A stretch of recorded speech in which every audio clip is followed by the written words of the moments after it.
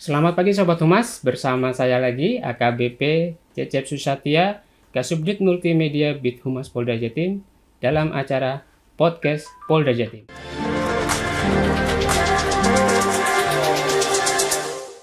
Kali ini kami mengundang Dansat Brimob Polda Jatim dan kita akan berbincang-bincang tentang apa itu Brimob, tugas dan peranannya. Dan bersama kita kali ini sudah hadir Bapak Kombes Pol Guru Arif Darmawan SIK MH, Dansat Brimob Polda Jatim. Selamat pagi Komandan. Selamat pagi. Silakan lepas maskernya Komandan. Tadi kita sudah melalui prokes. Ya. Dan minal aidin wal faizin, mohon maaf lahir batin. Kebetulan masih dalam bulan Syawal, kita masih dalam lebaran suasananya. Terima kasih Komandan karena sudah bersedia mengikuti kegiatan kami di podcast Polda Jatim pagi hari ini. Dan untuk lebih dikenal oleh masyarakat Jawa Timur, khususnya Sobat Humas, silakan Komandan untuk memperkenalkan dirinya Komandan. Terima kasih. Assalamualaikum warahmatullahi wabarakatuh. Sobat Humas di Polda Jawa Timur, memperkenalkan diri, nama saya Guru Arif Darmawan, pangkat Kombes, lulusan Akpol tahun 1995. Saya asli Jawa Timur, kebetulan saya orang Tulungagung, lulus SMA tahun 91, kemudian lulus AKABRI tahun 95, lulus PTIK tahun 2004, lulus SBM tahun 2011, dan terakhir kemarin kami mengikuti pendidikan Sesko TNI, lulus tahun 2020. Kemudian riwayat penugasan saya, kami perwira pertama pangkat Letnan 2 sampai dengan Kapten, waktu itu masih di bawah ABRI, kami masih menggunakan pangkat ABRI, yaitu pangkat Letnan 2 sampai dengan Kapten. Kami dinas di Satuan 1 Gegana di Kelapa II, kemudian setelah PTIK kami dinas di Polda Riau sebagai Komandan Kompi, kemudian di Kepulauan Riau sampai dengan Wadansat, sampai dengan Wadanyon di sana, kemudian kami mengikuti pendidikan Sespim Polri tahun 2011. Selesai pendidikan itu kami ditarik kembali ke Mahkukor Brimob sebagai Komandan Batalion A di Resimen 2. Setelah itu kami menjabat atau mendapat tugas sebagai Kapolres di Sulawesi Tengah. Cukup lama di sana, 2 tahun lebih di Polres Donggala, kemudian Polres Sigi. Terus kemudian tahun 2014 kami ditarik kembali ke Pulau Jawa menjadi Kapolres di Tuban.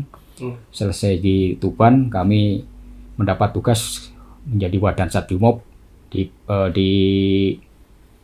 Polda Metro Jaya, kemudian diangkat menjadi Dansat Brimob di Sulawesi Tengah, Dansat Brimob di Kepulauan Riau, Komandan Resimen.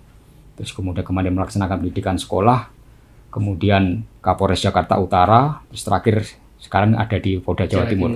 Sementara untuk penugasan, kami sudah beberapa kali melaksanakan penugasan mulai dari Aceh, kemudian Papua, dan Poso. Keliling Indonesia sudah, Komandan. Baik, Komandan.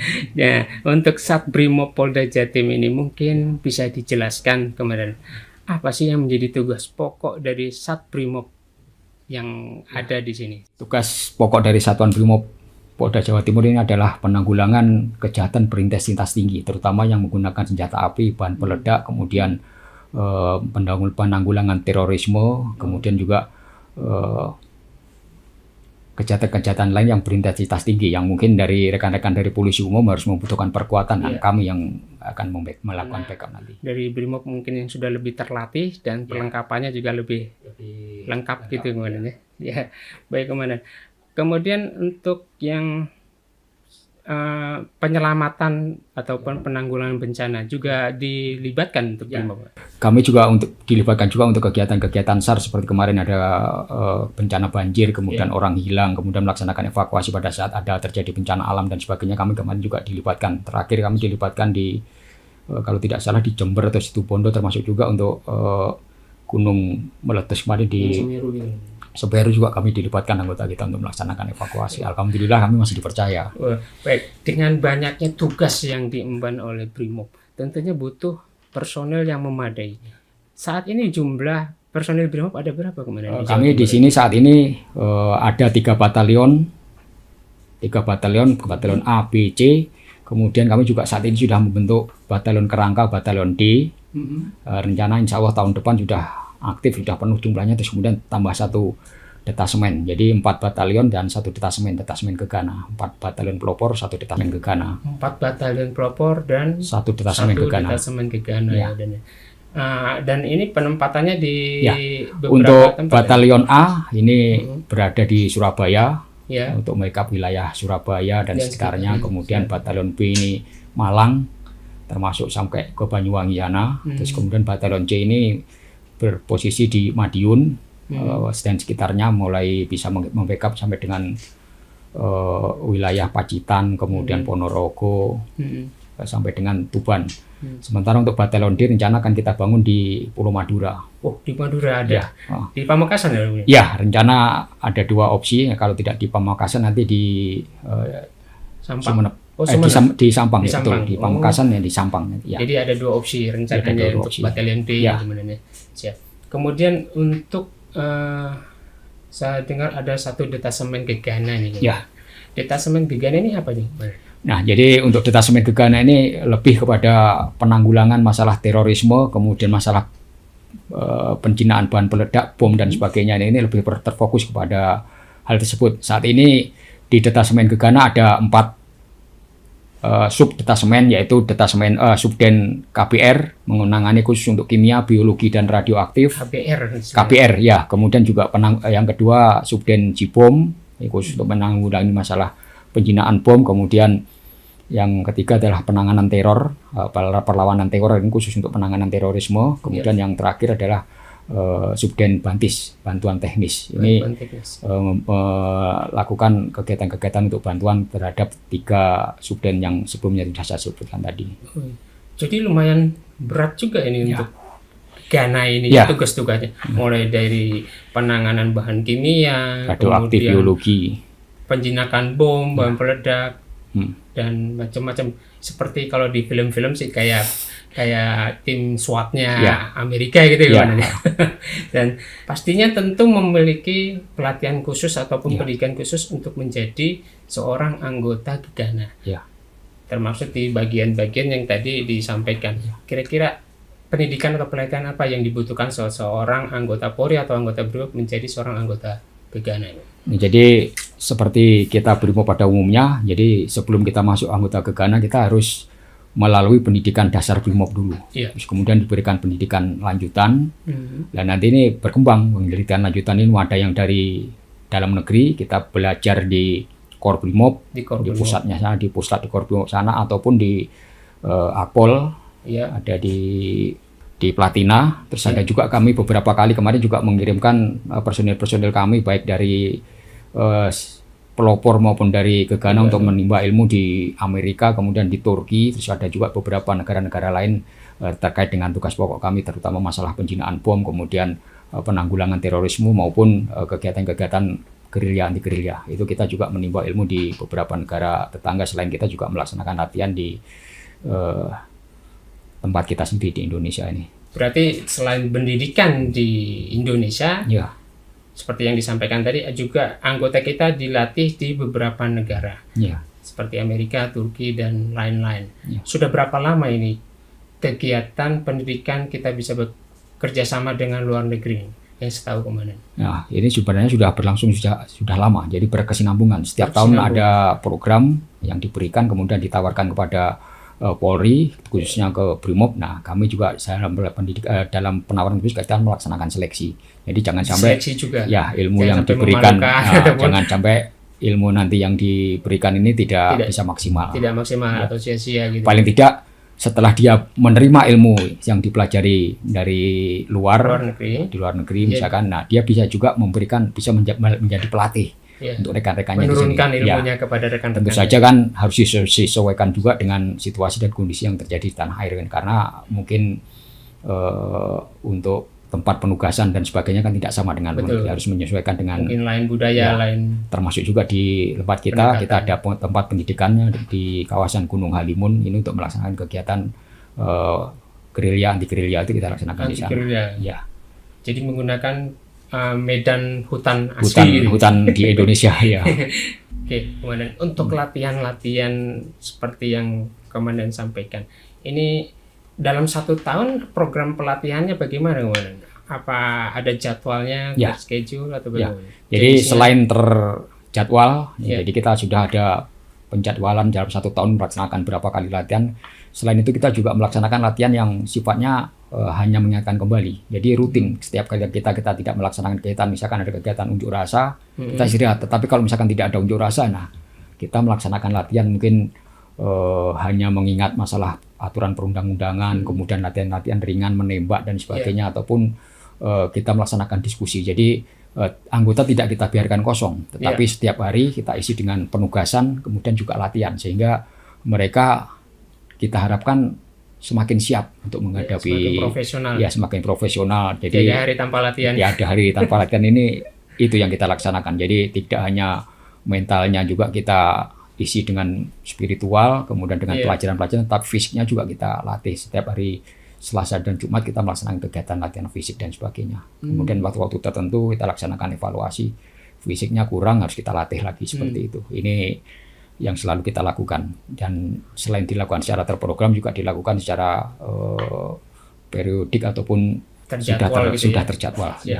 Baik, Komandan. Kemudian sebagai pimpinan dari Satbrimob Polda Jatim, mungkin ada program-program khusus yang Komandan laksanakan untuk menunjang tugas-tugas pokok Komandan ini? Ya, selain melaksanakan tugas pokok, kita juga melaksanakan kegiatan-kegiatan lain yang sifatnya humanis.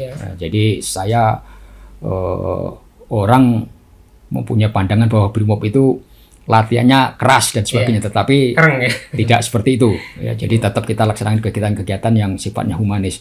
Seperti halnya kami pada saat hari Jumat ini melaksanakan kegiatan-kegiatan seperti kegiatan bakti religi. Nah, kita pada saat hari Jumat ini melaksanakan kegiatan pembersihan di tempat-tempat ibadah, baik di masjid, gereja, ataupun misalkan pura dan tempat-tempat lain. Jadi semua tempat ibadah kita laksanakan pembersihan, karena hari Jumat atau hari Minggu kan dilaksanakan tempat ibadah. Kemudian juga kita berkunjung ke beberapa panti asuhan, anak yatim dan sebagainya. Ini kita berikan bantuan lah, karena kita bagaimanapun juga harus berempati kepada masyarakat yang berkah gitu. Ya, kita melaksanakan program Jumat Berkah dari pimpinan, kemudian kita jabarkan untuk di masing-masing kompi atau batalion dengan melaksanakan kegiatan-kegiatan kunjungan ke tempat-tempat panti asuhan, tempat ibadah dan sebagainya. Kita memberikan sedikit perhatian untuk mereka, termasuk juga kita ajak bersama-sama melaksanakan pembersihan. Rencana ke depan, Komandan? Ada penugasan yang akan dirasakan berat nggak ke depan ini? Tentu saja setiap tahun itu, setiap saat itu kan tantangan itu pasti akan berubah, dan saya rasa semakin berat. Nah, kita harus selalu siap untuk menghadapi tantangan yang semakin berat. Kita pun juga harus menambah porsi latihan kita, terus kemudian kita harus tahu juga tantangan ke depan ini apa. Nah, tantangan ke depan misalkan bisa diprediksi, nah kita harus latihan sekarang. Insya Allah dengan latihan yang cukup bagus kemudian terprogram, insya Allah kita bisa menghadapi tantangan ke depan yang semakin berat ini. Komandan, selama bertugas di Brimob nih, mungkin dari pangkat Letnan 2 sampai Kombes sekarang ini, apa sih suka dukanya yang dirasakan selama bertugas di Brimob ini? Ya, jadi banyak sekali sukanya. Kalau saya lihat hanya sukanya saja. Kalau dukanya saya rasa tidak perlu kita ceritakan. Nah, jadi beberapa pengalaman, alhamdulillah kami melaksanakan pengalaman di Indonesia ini ada 2 kali bencana tsunami. Ya, di Aceh, kemudian di Sulawesi Tengah. Kebetulan kami dua-duanya terjun ke 2 lokasi. Kebetulan di Aceh kami tidak merasakan bencananya, tetapi sebagai tim tsunami, Satgas Tsunami, jadi kita melaksanakan kegiatan evakuasi warga, kemudian juga melaksanakan pengiriman barang bantuan dan sebagainya. Jadi kami tahu persis. Kemudian juga pada saat kami melaksanakan tugas sebagai Komandan Satuan Brimob di Sulawesi Tengah, kami merasakan sendiri tugas di Sulawesi Tengah waktu itu September sore 1758, ingat betul saya, itu terjadi gempa bumi, kemudian dilanjutkan terjadi tsunami. Dan alhamdulillah waktu itu kamilah yang pertama. Ya, jadi pada saat terjadi gempa tsunami itu hanya 12 orang pertama yang turun ke lokasi bencana itu, yang di daerah pusat gempa itu, pusat bencana itu, dari 8 orang dari Brimob, kemudian 4 orang dari Batalion 711, itu 12 orang pertama. Jadi sekitar jam 19.30 atau jam 20 kita sudah melaksanakan evakuasi di daerah Pantai Talise. Terus kemudian tidak berapa lama kami bergabung dengan anggota dari Polda, kemudian anggota juga dari Polres Palu untuk melaksanakan evakuasi. Nah, itulah suka dukanya di situ. Kita orang pertama yang melaksanakan evakuasi. Kita sebagai korban, tetapi kita tetap harus melaksanakan tugas. Saya sampaikan kepada seluruh anggota kemarin, saya sampaikan ya, pada saat terjadi gempa, saya sampaikan yang punya keluarga silahkan dievakuasi. Ini sebentar lagi sepertinya ada tsunami karena sudah kita prediksi. Jadi kebetulan Satbrimop markas kami ini ada di pinggir laut. Nah, yang punya keluarga saya perintahkan untuk membawa mereka ke gunung. Nah, sementara setelah keluarganya aman, ya, kembali kita akan melaksanakan penugasan untuk menolong warga masyarakat yang membutuhkan pertolongan. Dan alhamdulillah kita dalam waktu kurang dari 1,5 jam atau 2 jam kita sudah melaksanakan pertolongan terhadap warga masyarakat. Padahal kita sendiri juga sebagai korban. Alhamdulillah anggota kami tidak banyak menjadi korban, hanya 1 orang kemarin meninggal itu karena tertimpa pada saat sore itu berada di salah satu pasar. Anggota kami bekerja sampingan, semoga almarhum Husnul Khotimah yang bersangkutan meninggal di sana, dan hanya 1 itu saja anggota kami yang meninggal, sisanya selamat semua. Ada beberapa keluarga juga yang hanyut, ada yang meninggal, tetapi kami tetap melaksanakan tugas. Selain sebagai korban, kita juga harus tetap berdiri tegak untuk melakukan penyelamatan terhadap masyarakat yang terkena bencana. Ada di Instagram saya, silahkan, itu masih ada itu ya, saya ngangkat masyarakat yang terluka parah pakai pintu, kemudian saya bonceng pakai sepeda motor, ada di Instagram saya. Guruh, boleh nanti kita Guruh Arif. Kita itu. Saya juga punya cerita sedikit masalah tsunami Aceh. Liting saya juga hanyut di Aceh. Granite ya, Komandan. Jadi beliau sebenarnya sudah selamat, tapi masih mau menyelamatkan masyarakat lagi, informasinya. Akhirnya hilang sampai saat ini. Jadi ketemukannya, mudah-mudahan almarhum juga diterima. Mendapat tempat yang terbaik di sisinya. Betul, Komandan. Amin. Baik, Komandan. Akun Instagramnya apa nih, Komandan? Nah, saya punya Instagram, jadi Guruh Arif namanya. Akunnya Guruh Arif. Guruh Arif, ya, silahkan nanti penugasan, terus kemudian pengalaman tugas kita share di tempat, ya lumayan banyak. Follower saya 38.400 sekian. Lumayan banyak, Komandan. Nah, selain masalah tsunami di Aceh maupun di Sulawesi, kira-kira ada cerita lain nggak, Komandan? Kami pada saat bertugas di Sulawesi Tengah, kami melaksanakan kegiatan yaitu sebagai personil di Operasi Tinombala.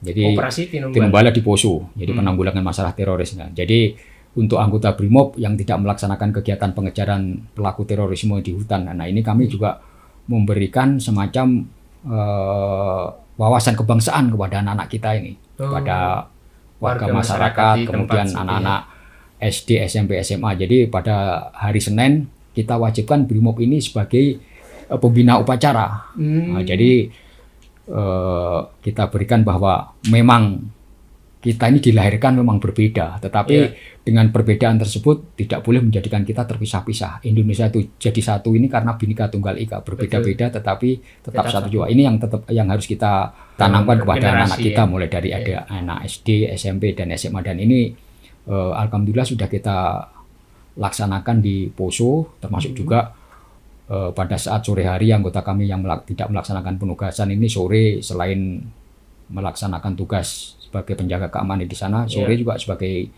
kadang-kadang guru ngaji, ada yang bersosialisasi, kemudian juga ada beberapa yang mungkin kemampuan untuk berkhotbah kita libatkan untuk di kegiatan-kegiatan di gereja dan sebagainya, termasuk ada kegiatan-kegiatan masyarakat di pura, karena di sana kan ada 3 kelompok masyarakat besar, yaitu Islam, Kristen, dan Hindu di daerah Poso ini. Jadi kita libatkan semua anggota kita yang beragama Hindu, kita libatkan di kegiatan di pura, kemudian yang Kristen juga kita libatkan di gereja-gereja, sementara yang Muslim yang punya kemampuan untuk ngajar ngaji dan sebagainya, sudah kita berikan tugas untuk memberikan mengajar mengaji di ini. Jadi terjadi interaksi yang positif antara masyarakat tidak dengan hanya penindakan, tapi juga kegiatan sosialisasi yang bersifat humanis.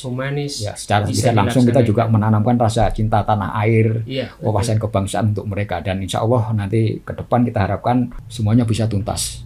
Ya, ini berangsur-angsur ya, tidak semudah seperti membalik tangan, tetapi dengan beberapa upaya-upaya yang sudah kita lakukan, insya Allah nanti semuanya akan menjadi baik kembali. Dan ini juga tidak kita laksanakan hanya di penugasan di daerah Poso saja, tetapi juga kita terapkan di tidak hanya di daerah konflik gitu di daerah konflik, tetapi juga kita berikan juga di daerah aman seperti di kemarin saya menjadi Dansat di Kepulauan Riau sudah kita laksanakan juga, dan yang terakhir di Jawa Timur ini juga kita laksanakan juga seperti itu, anggota-anggota yang punya kemampuan mungkin bermasyarakat, ya, mungkin punya kemampuan seperti pengajar masalah keagamaan, kami persilahkan untuk bersosialisasi dengan masyarakat. Ini akan membuat Polri semakin dekat dengan masyarakat, dan ini saya rasa langkah-langkah yang semakin hari semakin positif. Betul. Hebat sekali Brimob. Semuanya bisa dilaksanakan. Mulai dari ngajar, penindakan, dan macam-macam. Wow.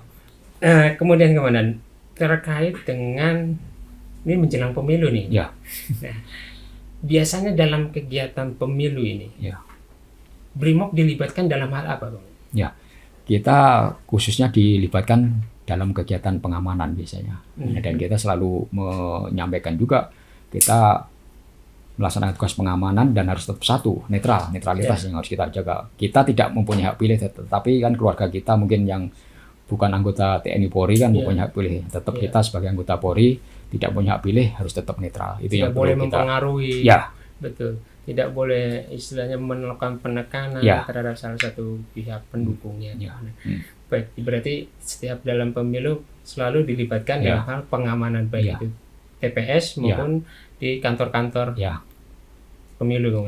Bukan hanya pemilu saja, kemarin termasuk Pilkades pun juga dilibatkan di beberapa daerah yang rawan konflik juga kita bersampaikan bahwa kita hanya melaksanakan tugas sebagai pengaman saja, jangan terlibat di dalamnya. Apalagi sampai mempengaruhi dan bertindak tidak netral, ini tidak boleh. Ini harus kita tanamkan betul kepada anggota. Selain itu juga harus menghormati kearifan lokal masyarakat kita kan, karena kita setiap kali kita bertugas harus diingat di mana bumi dipijak di situ langit dijunjung, dan harus kita menghormati tradisi masyarakat situ, menghormati kearifan lokal.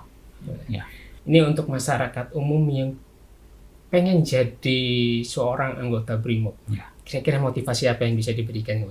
Jadi sama saja. Jadi kita menjadi anggota Polri atau menjadi anggota Brimob ini suatu kebanggaan, suatu kepilihan. Tapi karena mungkin disesuaikan dengan pilihan jiwa kita. Kalau saya sejak lulus dari Apol, dari Akabri, pengen masuk Brimob karena memang cita-cita saya, pengen melihat Indonesia kan, karena Brimob itu kadang-kala penugasannya kemana-mana ke wilayah seluruh Indonesia, mulai dari Aceh sampai ke Papua. Jadi kita sudah bisa bisa menyanyikan dari Sabang sampai Merauke. Bahkan juga beberapa personil kami melaksanakan penugasan bergabung di pasukan PBB penjaga perdamaian. Baik Komandan, sangat informatif sekali yang disampaikan Komandan pada acara podcast kali ini. Saya rasa itu saja yang bisa kita sampaikan, Komandan. Terima kasih atas kehadirannya, dan semoga Brimob semakin jaya ke depan. Terima kasih. Demikian Sobat Humas, bincang-bincang kita pagi hari ini. Semoga informasi yang disampaikan bisa menambah wawasan dan pengetahuan Sobat Humas terkait dengan Brimob. Dan jangan lupa support channel YouTube kami, Bit Humas Polda Jatim. Salam presisi.